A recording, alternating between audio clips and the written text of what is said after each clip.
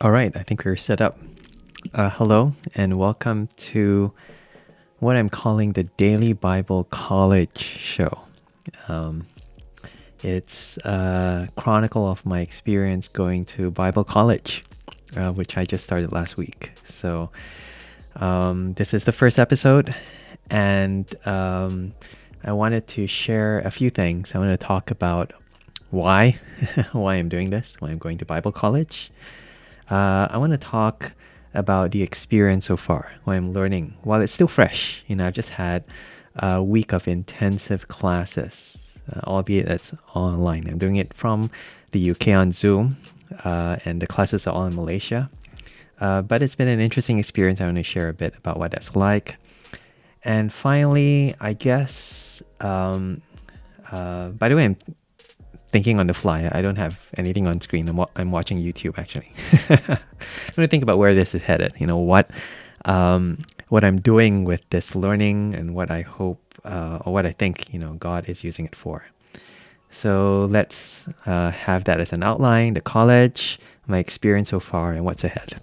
Yeah. So first of all, the college. I'm going to theological college or Bible college.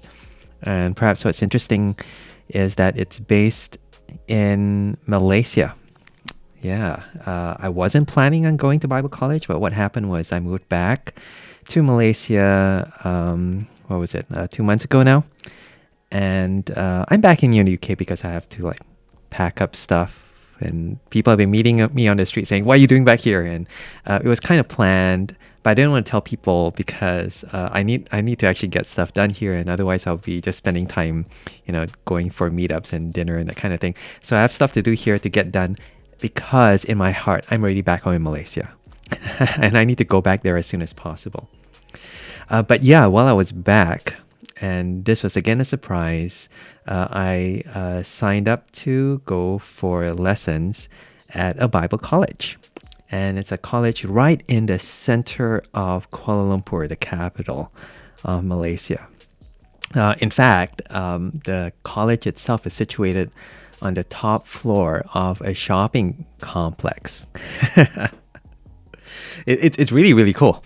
As in, you take a lift, you go up to the top floor, and there's this church. There's various Christian organizations there. There's Alpha Malaysia. It's a course, evangelistic course for newcomers, and there's this theological school. I didn't know that when I went there.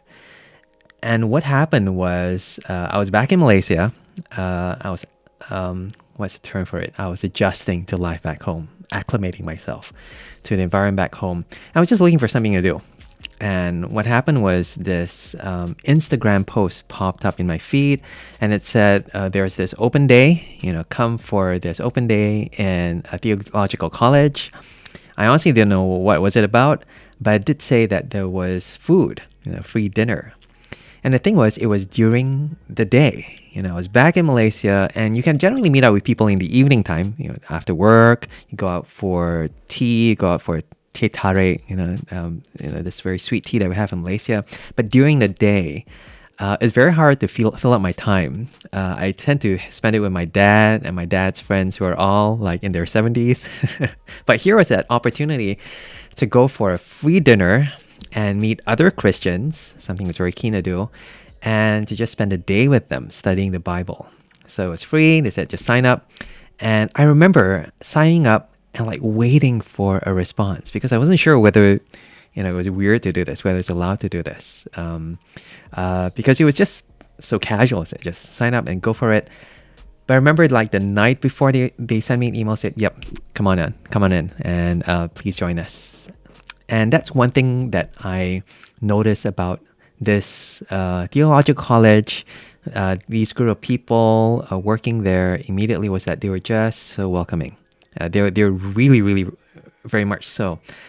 From the day that I went there, people just said hello. They welcomed me into their class. The thing is, this open day was just a way to experience a normal day in their schedule. So they're doing things as normal, but you're just going there just tagging along. But they expected people to come. And there are so many people just saying, "Hey, you're new here, tell me why you're coming here. And I didn't exactly tell them I was there for the free food, but I did tell them I was moving back to Malaysia. And there were just so many helpful conversations about that already, that I made some friends and I really enjoyed the day. But that was it. That was it. I intended to spend the day, have my free dinner. It was a wrap, some kebab thing. It was okay. It was okay. But we were having dinner together as a whole. Everyone in class had dinner together, all different years. And then I learned a lot of Bible. We sat in this lecture about theology in an Asian context, which was very, very fascinating. So yeah, so I went there, and that was that. But what happened after that was that I started getting messages. Hey, so you came for the open day. Would you like to join us? And at first I thought it was just like marketing. I thought, okay, all right, yeah, sure. Thank you so much. I had a great day, but to be honest, I have other priorities. Moving to a new country, I just want to settle down, be with my family, find a good church, and then work a job. And they said, yep, sure. But you know what? Why not consider it, and look at it? And all those messages, I got a few, well, actually most of them, I got them from one of the teachers in the college. And well, he was the headmaster, and he was just really, really friendly, and he actually knew a bit about what I was doing here already in the UK. And so he had some context as to what I was doing ministry-wise, or just my personal walk in terms of my journey with God, and how I was reading the Bible regularly. He said, I think there's something there that could fit into the college experience. And he was just very, very encouraging, and he wasn't pushy either way. He said, yep, sure, if you think this is not for you, that's okay, but do think about it. And I think just that general friendliness just nudged me towards thinking about college more seriously. And what it did was it got me to find out a bit more about this college, which is really, really interesting. It's just worth saying that this is a very, to me, a very unique way to package theological education. And what they do is they have night school. It's once a week on a Thursday evening. You come in after work. It starts only in the evening at 7:30, and you begin with worship. So they have this tagline about doing theology in the context of worship, and it's essentially a chapel service. You come in and you sing some songs, and you hear an encouraging message, and then you have lectures. And the lecture is quite intense. It's so chapel from 7:30 to 8, and then lecture from 8 till 10:30. So this is after a day of work. Most people have just come from the office, and they sit down and they listen and they ask questions, and it's very, very intense. And it's all with the knowledge that you have to write an assignment at the end of this module. But it's once a week, and this fits in so well. This fits in so well with a busy life in the city. It fits in so well with ministry serving. If you're serving the church, and like you're the pastor in the church, and you're just looking to sharpen your skills, this really complements that in terms of the timetable. It's accessible. It's right in the city center. And the thing that really intrigued me was the fact that many of the people doing this course were ordinands.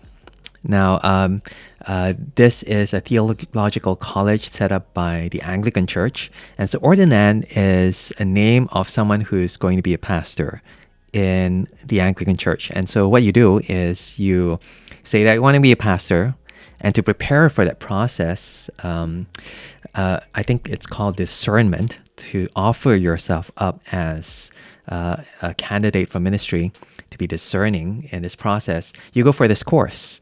And so there's the lectures in the morning, but there's this elective during the day that starts at 3:30 in the afternoon, where you come in, and there's also a chapel service followed by time where, and I think it's flexible. I think you have some time of discussion, you have some time of workshops, and it's really a free part of the course, which you can sign up to in addition to the lectures in the evening. And essentially, by doing this whole package, once a week in a city center that fits into your schedule, you can, at the end of the 3 years, offer yourself up for ministry in the Anglican context in a very official way. Now, I think this is just in Malaysia, but what really intrigued me was that, I'm here in the UK, and the Anglican Church is the predominant church here in the UK. And in order to offer yourself up for ministry here, what you have to do is you also have to go to Bible college, but you have to do it full time. And you have to move to Bible college. You have to essentially live there.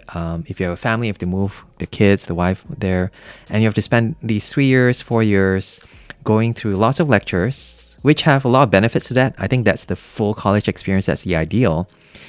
But it means it's not as accessible if you're doing something else. And again, in Asia, how do I put this? It's not as wealthy. A lot of pastors don't get paid to do ministry, and it's just a reflective of the economy there. And yet, also they do so much. Lots of pastors are bivocational; they're doing something else, and also serving their churches. And so the opportunity to do training, to be sharpened, to take a day out, it really, really fits in very well with a ministry context back home. And there's cost. There's one thing that really, really hit me was the fact that the cost of doing a year of ministry training in this college in Malaysia is essentially, my goodness, is it like 1/6 of the college fees here? It's like 8,000 ringgit a year. And that's like maybe 1,500 pounds, 1,600 pounds. Whereas I think a year's tuition fees in the UK, and it's already quite cheap, it's about 12,000. Not including, living expenses, not including, paying for accommodation, that kind of thing. So realistically, that's about 16, 17, maybe even 20,000 pounds and more if you have a family. So it's... You could say that it's even 1/10 the price, and you could continue doing your work and doing ministry. And so it was very, very fascinating that there was this option at all. And so what happened was, when I found this numbers, I actually started emailing my friends. Say, hey, you're thinking about ministry, consider this. Hey, you're doing this in the UK. Sorry to make you feel bad, but there's this option in Asia, which is just so much more affordable. It's incredible. And again, it's apples and oranges. One is full-time, one is part-time. One is, you get a much fuller experience, and you have that college life experience, and this is embedded in your current, life of service in church and working in the office, that kind of thing. And also in addition to that, doing training. But when I weighed that on, the thing that hit me was not that, okay, then I can go into an Anglican church. I'm not planning to do that. I think because I haven't signed up to it from the beginning, I'm just not going to be able to even qualify for that. But it just kind of nudged me, step by step, seeing that, hey, you know what, I could actually do this. By God's grace, I can actually afford to do this. It isn't expensive in terms of the cost, but also the time. And actually, it got to the point where it actually kind of made sense. I was moving back to Malaysia. I was trying to adjust to life back home, and I had all these sets of priorities. And chief of that was just trying to adjust back to the context of Malaysia. And I was thinking, this is right in the city center. We're there with Christians, and it's a very healthy environment whereby I'm going to be learning what it means to be a Christian in Malaysia.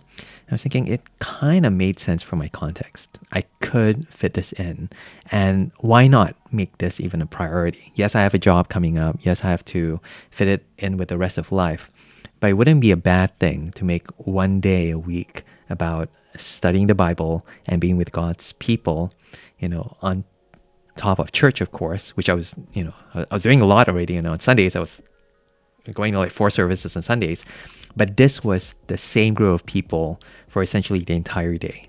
So it made sense. And I remember writing back to Mark, who was the principal at this college. I was saying, you know what? Okay, I'm just going to submit an application. And honestly, that was all it was. I submitted it. This was maybe like 3 weeks ago, and that was that. I didn't know when term was starting. I didn't know that there was this thing called this intensive week that happened last week. It was so intense. Oh. Maybe I would have changed my mind if I did. But really, again, I just want to get across that this is just a step by step incremental process that led me to where I am right now. Okay, all right. This is dragged for quite a bit. I wonder if I might cut it short. But yeah, initially the first bit, I'm just talking about the college itself. It's called St. Paul's Theological College, SPTC. It is located in the city center on top of the shopping complex called Lot 10, and it's once a week. So I signed up to do this for 3 years, and I really only got back the confirmation of my place a week ago. And so it took about 3 weeks or so for it to be processed, during which term had already started. So maybe this is a good time to move into the second section of this random podcast. Again, thank you if you're just joining me. I'm talking about my experiences going to Bible college. I'm calling it the Daily Bible College Show. And this is the second part of this discussion, this chat about my experience so far. And it's been great.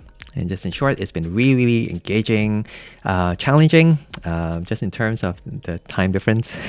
I'm listening to lectures here sometimes at 2 a.m. in the morning, but really, really fruitful and worthwhile and joyful. And what's been going on is I'm here in the UK because I have to do some packing, and term has already started. And so what I did was I've been signing in on Zoom. And I've got to say, I didn't know this when I signed on, but they're doing it so well. The class is physical.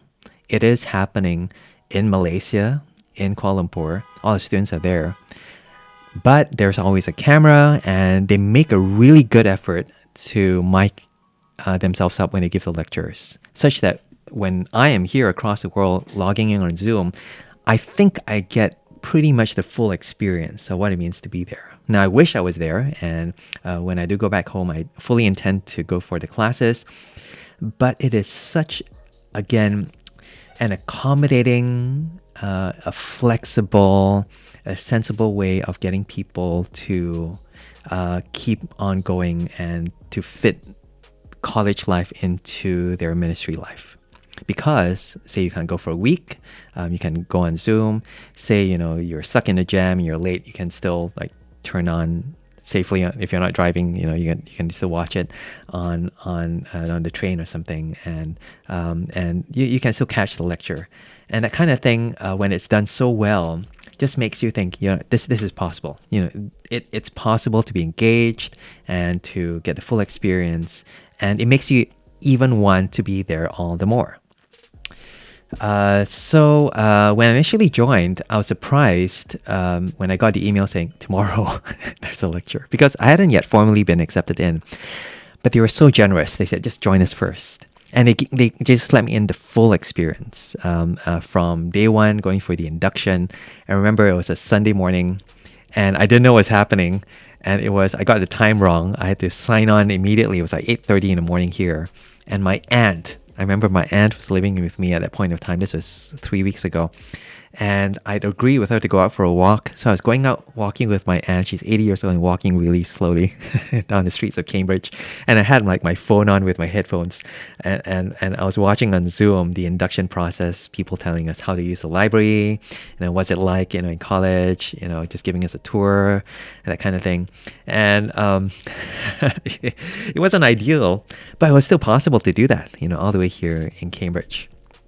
When classes started properly, this was again on the first Thursday, all the classes on a Thursday. I logged on, and I'll be honest, it was a really, really full day. So 3:30 they start with chapel. That's 8:30 in the morning here, and then when you have the full day schedule, you end at 10:30 or so in the evening time in Malaysia, which is 3:30 8:30 p.m. here in the UK. So you think of it, 8:30, you wake up, you go for class, chapel, a workshop, then second chapel, and then class. You're done by essentially the end of the day, 3:30. And so that was a really full day. And again, at that point of time, my aunt was still with me. So in between, I had to like squeeze in, I ran out to get lunch, came back and I had a bite. And I felt kind of bad as well because, usually we'd spend the day together. But for that one day, I had to sit in front of the computer screen. So that was the thing that was really, really challenging. I imagine for some of the other students as well, some of them had kids and other people, they had work as well. I remember there was someone who was logging in during their lunchtime at work.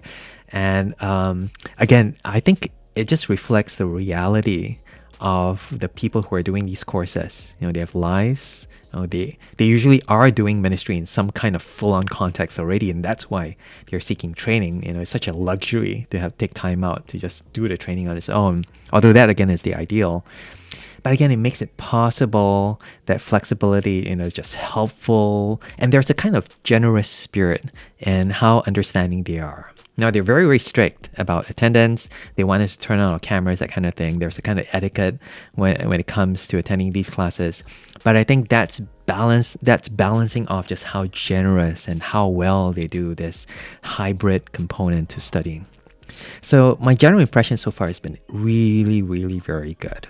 Really, really very good. I told someone, actually, I had very low expectations when I joined the class. This is Malaysia. And I'm sorry to say this, but, Malaysia is not known for its excellence. It's not known for doing things very, very well. And I said to someone, as long as it's not bad, as long as it's not terokis, I'll be happy. I can tahan for 3 years. But in reality, it's been really, really very good. It's been excellent, actually, the quality of teaching and just the engagement in class. They facilitate the discussions really, really well. They've obviously done this a few times already. It's a very new college. It's only been around for 8 years, but they've done this enough that they've kind of like honed the course, the way that it's done, to a way that they know can be very, very helpful, very, very engaging for their students. So I've done so far one module. So the last few sessions we've had two days, 2 weeks, and then we had an intensive week whereby it's every day for a week. That was last week. So 3 weeks altogether, and it basically covered one module. And this module is called FFT, the Foundations for Theology. And what it does is it gives you the building blocks for how you put your understanding for God together, how then you're able to speak this to others, because that's the context of ministry. You're speaking about God, you're talking about God, you're helping people to understand God. And so what becomes the meat of that content of what you're saying? Or another word for that is influences. These days we live in an age of Instagram where there are lots of individuals who are influencers, but they influence you. And so this is very helpful because when you're thinking about theology, you're essentially thinking about theologians. They're people that God uses to speak and reveal His will, His word, His grace to us. And it's essentially asking, what kind of theologian you're going to be. Where are you going to get your content? Who are you going to be listening to? And what kind of theologian you're going to be to the people you're ministering to? And it's acknowledging that we all are influenced in some way or another by various sources. Now, we all want to say, and I want to say, that it's the Bible. It's primarily the Bible. But it's one thing to put the Bible as the ultimate source of authority. It's another thing to say that it's only the Bible, even if you wanted to. And there's part of me that wants to do this, but acknowledging that actually just being human, living in a community, living in a context of the kind of church that you go to, or even in the UK, the Queen has just passed, and there's a kind of context whereby the mood now is very somber. People are mourning, and people are thinking about all these kind of references feed into how you're going to be speaking God into these contexts. And so they broke it down into different lectures, into the different elements, whereby we are meant to just consider, hey, how much of this is informing our picture of God? And it started with the Bible, because this is essentially ground zero. God reveals Himself to us, and reveals Himself to us fully through the Lord Jesus Christ, and internally through the Holy Spirit. But also there's a kind of journey that God has gone through history that is now recorded in His Word, in the Bible. And the Bible is a living Word that continues to speak to us today of His Son through His Spirit. And so the Bible is one essential source, is where we speak from the Bible, but also is the Bible as a means of God speaking to us directly. And then the other elements are things like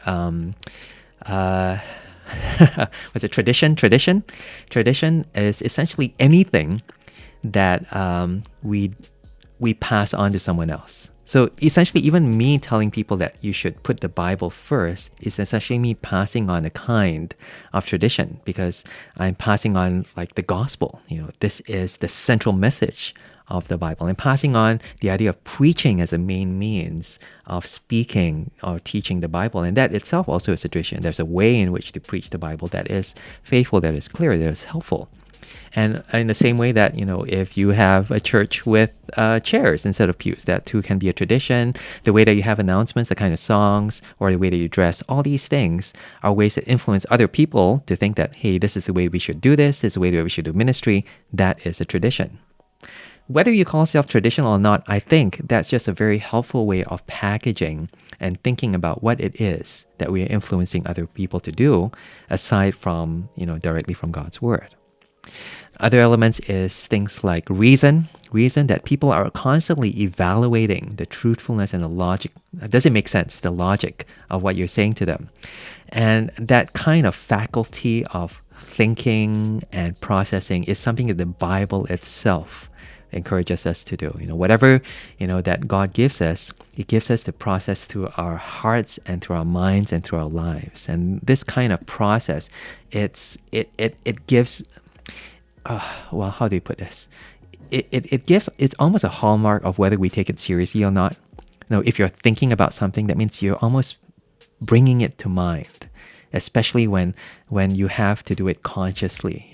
Maybe you're suffering and you're thinking, no, this is still a time for me to still not turn away from God, but I'm thinking about how it is that God uses my suffering to help me to focus on Him and to see that He is my ultimate treasure. Jesus has died for me on the cross. All this is a process of reasoning and filtering through your experiences of life by bringing it back to God's Word. And those are the three primary sources. But in addition to that, they also have experience and culture. And those were the last two lectures that we had that shows us that even there's a kind of group thinking, group experience, and group tradition that shapes the way of life of the people around us. And that's I don't think they said that, but that's my kind of like layperson definition of culture. That culture is once it's not just you.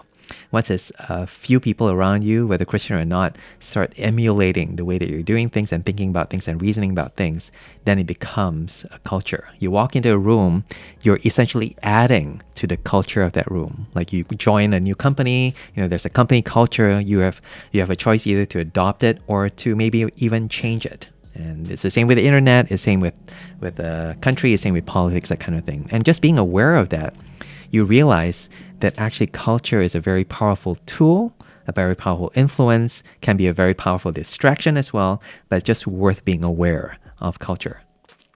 And so that was just the first module that we went through the last couple of weeks. Very, very helpful, I think. I think the lecturers are just very experienced at doing what they're doing in a way that helps us to think. Now, the thing about going to church and hearing a sermon, the difference is that you have to kind of like condense things much more. Lecture, you have 2 or 3 hours, you can get people to discuss. But when you're condensing things into a sermon, you essentially have to boil it down to here is what you're supposed to think about, or go back home and think about it more. But what the lecturers do really, really well is they make use of the time. They encourage us to discuss. They steer us towards some truths and some facts, especially in the written form. Referencing is really important as they read this book and then form your opinion on this book. But there's something objective about that. They want us to respond to the sources themselves rather than they themselves advocating it. And I think they're doing this intentionally and sensitively because the class is made up of people from very different traditions, very different church backgrounds, and they want to be as helpful as possible for people to form a kind of theology that they can apply immediately to their own contexts. And I think that kind of sensitivity, that kind of flexibility again, is very, very helpful when you're thinking not just how to serve within my circle of ministry, but you're thinking broader. How do I work with other churches for the cause of the gospel? Or maybe how do I even recognize, some differences in other churches so that we don't take for granted that we all see things the same way, but it's just in a very helpful way. Then we can think maybe there's some area whereby we need to address, some area we need to discuss. But again, understanding that in a way that's sensitive and acute comes from, doing a lot of thinking for ourselves. And I think that's what the lecturers are trying to do. So, this is, okay, we're 30 minutes in already, so I should stop here. In a nutshell, it's been really, really great. I'm not looking forward to the assignments. I think I'm my first one now. I'm thinking about evaluating or doing a book review on this book written by a theologian who I found out is actually Singaporean. And he wrote a book about theology in an Asian context. I'm not sure if I can't remember the name of the title. I just looked at it this morning. But I'm looking forward to reading something that's written by an Asian theologian and just trying summarizing it and maybe even applying it to some context that I've been in so far in the Chinese church. And again, the course gives me the opportunity to do this. I'm even thinking of contacting this author because I found out he's still alive and maybe doing an interview with him. But again, for me personally, it's just been very stirring, very, very engaging. It's just given me a context of thinking about the Bible, thinking about ministry back home in Malaysia. And so I really, really enjoy it. And that brings me to the last point, what's ahead? What's it going to be like ahead? Or maybe I might even sneak in some things about you guys, if you're thinking about doing theology and studying in a college like this. Not necessarily SBTC, but just doing theology. And there are other really, really good courses and institutions back in Malaysia. So what's ahead is more online study. I'm still in the UK for the next month at least. Lots of packing to do, lots of admin stuff that I need to get done. I'm doing it. I promise you, because I really am motivated to go back home. But in the meantime, it means that I will have to do my first assignment here in the UK, that book review, and do the classes on Zoom. But also, it's making me think ahead about what it means to be involved in a church back home in Malaysia. I don't know. The thing is, in Malaysia, especially in KL where I'm living, it's so different from Cambridge. There are just so many more churches which are so much bigger, admittedly much more charismatic than the churches here in the UK. Even the Reformed churches are much more charismatic than the church here. I'm thinking of a couple of Reformed churches, and you can guess which one. Think of the most Reformed ones. And the truth is, the conservative church would look at them and say, "Hey, you're quite charismatic," and they would think of themselves very, and even much more so than this college I'm going to. And I've gotten very gracious responses so far from some people who are a bit concerned that I'm joining this course. Have you turned charismatic, that kind of thing. And that's not exactly my plan, but it is actually part of my intention to be friends and to try to understand where this different perspective is coming from. I don't think it's that different, but at the same time, there are points of differences, and I want to appreciate that. And I want to appreciate that from people who actually practice this and believe this in such a way that I can be as empathetic, as gracious, but also as discerning as possible. But again, noting again that this college is very, very, just very, very sensitive towards this. I think they're presenting all their teaching in a very fair way that is accessible to everyone in every different kind of church background. But again, what's ahead is just more learning, and hopefully me being able to attend the next intensive session, which is end of October, in person. Because this intensive weeks, they have, I think, like a couple of them every term, whereby you're meant to go every evening for a week. And it ends with a Saturday morning session. And it's very intense, so that the Saturday session, they want to say, here's your reward. They give you like breakfast. And I want to go for that breakfast. I missed it out the last time. Heard they did nasi lemak and char kway teow, that kind of thing.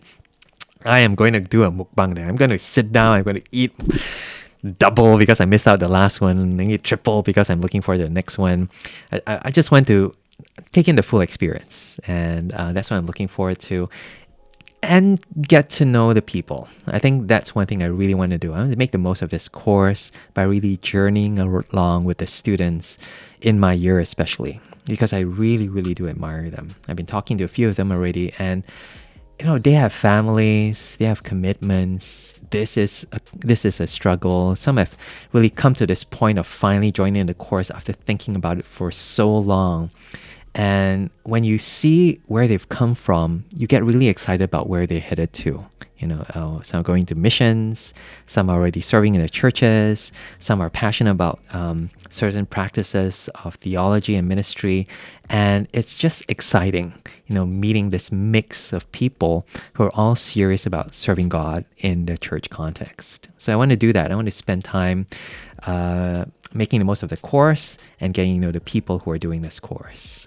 But for those of you who are thinking about doing this, if there is one thing I would encourage you to do is to make the most of the open days, which is how, for me, that's how the ball got rolling. I just went for one of the open days. I sat in, got a free dinner, and just started getting to know the people and getting a taste for the experience. And there are other institutions in Malaysia that do this. I'm not sure if they have open days, but I'm sure that there's a way for you to just find out more about this. A few of them that come to mind are the Equip Ministry courses. Now, this is a Bible handling course that helps you to understand biblical theology. And there are different components where you can understand church history, you can do languages, you can do a full degree, you can do a master's, that kind of thing. It's a full suite of courses that you can sign up for. I think the classes are being held somewhere in PJ, and they also have online and evening courses. So do check them out, Equip Ministries. It comes from a Reformed tradition, but actually, I would encourage anyone from any tradition to really look into this because I think, especially when it comes to learning the Bible well, and if you're doing any preaching or you just want to be enthused in ministry, the Bible is one of those long-term things that helps you go on indefinitely, because it's almost, again, it's the raw material. It's what informs our ministry. It's actually what informs our joy as to why we're doing what we're doing when it comes to serving God. And I think they have a particular emphasis when it comes to the gospel, when it comes to putting God's word as central. So Equip Ministries. The other two, I know that there's Seminary Theology Malaysia. I don't know much about it, and that's the thing. I wish I found out more about it. But I think they're one of the mainstream training colleges in Malaysia. There's Malaysia Bible Seminary as well. Is that the one with the swimming pool? Actually, I think I met the principal when he was here in the UK, and he was a really, really nice guy. I met him in the Chinese church, and I do want to visit one day, but because I heard that there's a swimming pool there. Oh no, but don't just go because of the swimming pool, but again, go because, again, these are, I think they train, is it for one of the other denominations as well? And I think if you come from particular church strands and influences, I think it might be just worth investigating, how your churches already provide training. I think I put it that way. I think it will be either one of these, STM or MBS, whereby it just helps you understand your own context as well. And especially if you're thinking of formally submitting yourself for ministry, becoming a pastor, that kind of thing, it's just more helpful for you to be amongst other pastors in the same tradition, so that you're preparing for that context, preparing to be mentored by pastors who are in that tradition. And that's just helpful to do. So, and I think another one was, what was it? Yesterday, someone mentioned it to me. I think the Pentecostals have another college called, it's the one by Victor Lee. I can't remember what it was. What was it called again? Victor Lee Bible College. BCM, Bible College Malaysia. That's another one to check out if you're from a Pentecostal background. I actually met my friend's dad yesterday at a graduation, who trained one of the recent graduates from BCM. Not sure if you should mention someone named Eva Wong. Eva Wong, if you're watching this, well done. I think you have a very good mentor. I met your mentor here in Oxford, and he had very high praise for this particular student. And I happen to know of the principal, Victor Lee, from one of the episodes from Let's Get Real. I think Brandon interviewed him, and I was really, really impressed about how he was just very generously, but also very wisely guiding people who were thinking about doing theological college, about how they need to think about it seriously, get advice from pastors, that kind of thing. So, yep, STM, MBS, BCM, all these different acronyms, and SBTC, the one I'm going to right now. But it just means that there are lots and lots of avenues for training.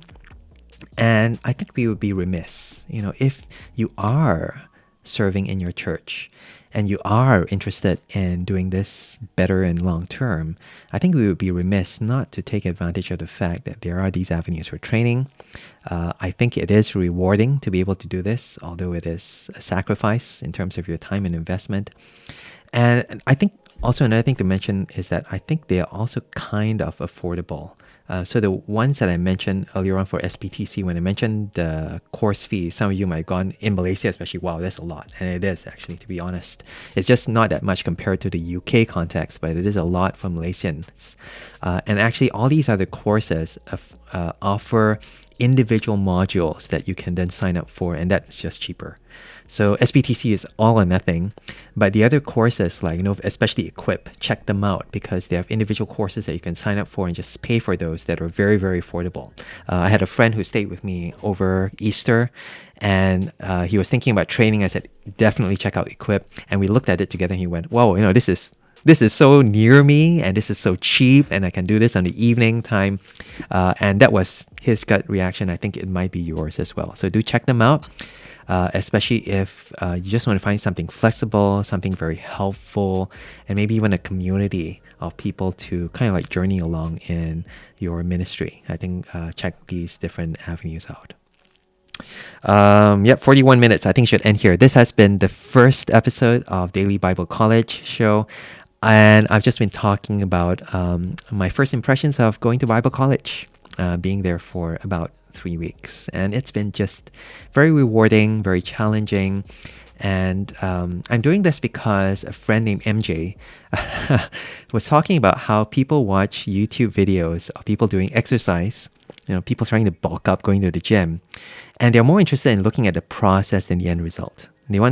And this is me going to the spiritual gym. I'm not there yet. I'm obviously excited because I'm just at the start.